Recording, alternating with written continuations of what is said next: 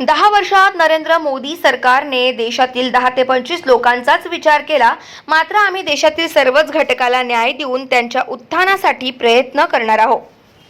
India आघाडी सरकारमध्ये गोरगरीब महिलांकरिता महालक्ष्मी योजना, श्रीमंतांच्या मुलांप्रमाणे बेरोजगार युवकांसाठी अप्रेंटिसशिपचा अधिकार, तर शेतकऱ्यांना कर्जमाफीकरिता किसान आयोग आणणार असल्याची घोषणा राहुल गांधींनी करताच विराट सभेत टाळ्यांचा कडकडाट झाला।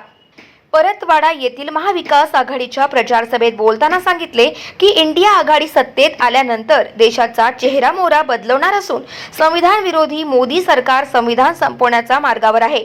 देशाची आण आणि गरिबांचे हत्यार म्हणून ओळखले जाणारे संविधान कोणतीच शक्ती बदलवू शकणार नाही, असा इशारा राहुल गांधी यांनी मोदी सरकारला दिला।